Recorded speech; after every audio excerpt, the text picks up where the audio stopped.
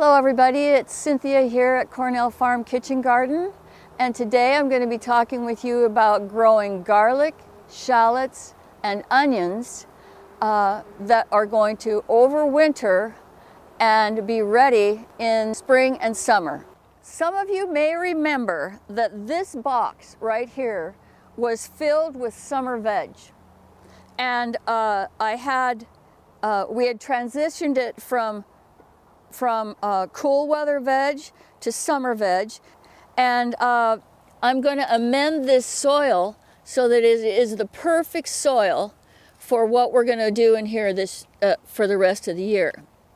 I'm going to add raised bed potting mix and complement that with our planting compost, and this is going to make the texture of this even better. This oyster shell is what I use to add the calcium. I happen to have a partial box of earthworm castings. These are really nice to add some organic matter to the box. And then since they like to have very, very rich soil, I'm going to add some dehydrated chicken manure into the box. So when we plant garlic, cloves, and also when we plant shallots, there's a hard part on the bottom of the clove, and that's where the roots come out, and we want to plant these with the root side down and the tip up, and we're going to plant these about 4 inches down into our soil. So I've got to get my soil all ready to go before I do any planting, but I wanted to let you know what the future brings. And then these are the onions I'm going to be planting. These are called yellow super sweets. I'm buying them in this package that has all the instructions on it for how to grow onions. Super helpful. And I'm also going to be doing some interplanting with some fall veg that I think could be ready before we have our first frost. So with that, then I am ready to do the amending.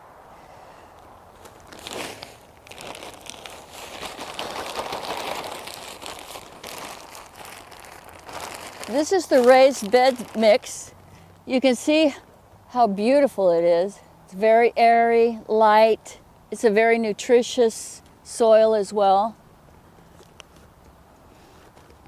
So we'll put one layer here. Now I'm going to add the compost. It's got more wood in it than the raised bed.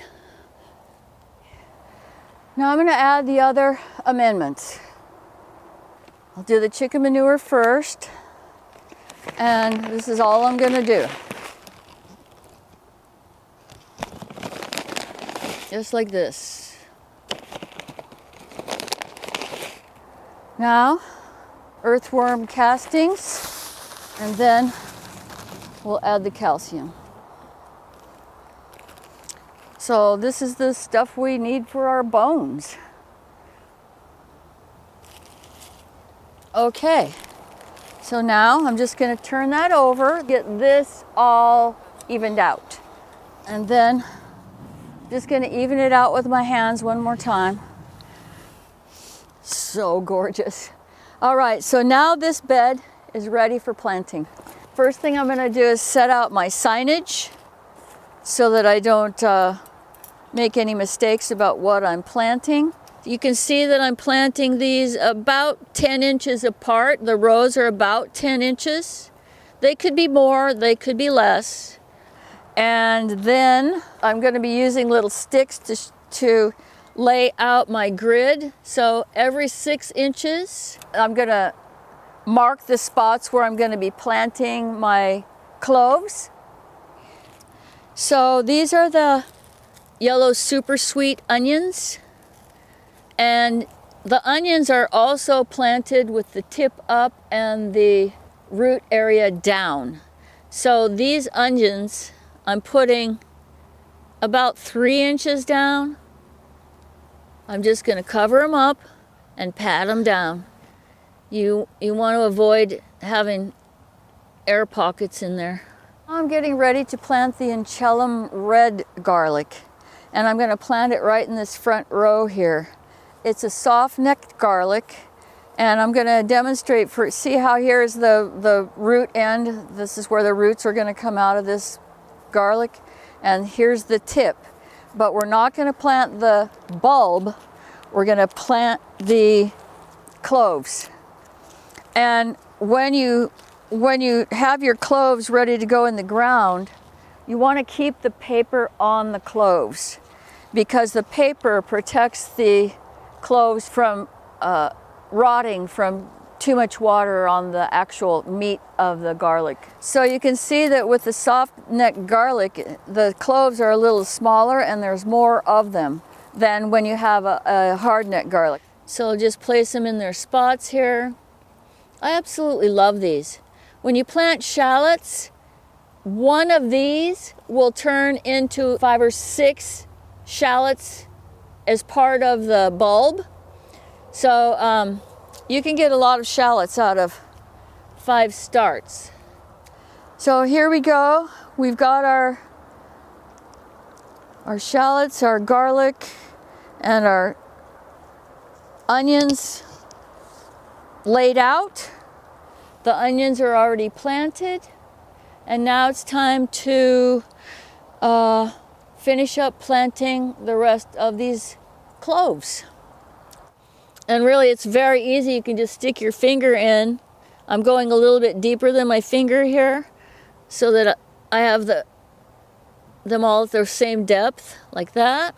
I'm going to leave the sticks in, however, to identify where the cloves are, so that I can interplant some lettuce in here while these are underground, not showing anything, not taking up any room on top of the soil.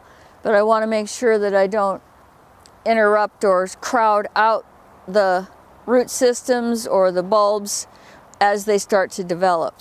And now I'm going to do a succession planting.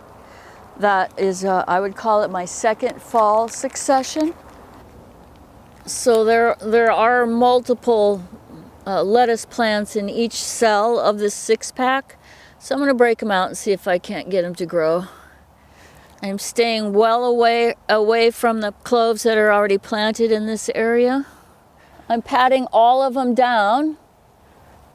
The lettuce will not bother these at all, because it's only going to be 4 weeks growing here. So the next thing I will do with this bed is I will very gently water these in. If it does get cold and I need to, I can put cloches over some of this lettuce to extend the growing season. Now, these are going to be fall lettuce. So what I'm going to do now is I'm going to see if I can't get just a few lettuce seeds to come up and be about this tall when winter hits us or when the cold weather hits. Because if they're this tall, they should overwinter just fine. So I don't have a lot of room here. I'm going to take just a few lettuce seeds and put them down just about 1 inch, and I'm putting them in a group because I don't really want to take time right now to separate them out. So there we go. I'm very pleased that we've finished planting our bed of garlic, onions, and shallots, and with the addition of some lettuce starts and some lettuce seeds. For me, this kind of brings our whole year of classes together. It's been a great pleasure for me to bring all this learning to you this year. It has really helped me become a better gardener, to know that you're out there listening. Thanks for watching, and I look forward to seeing you all down here at Cornell Farm.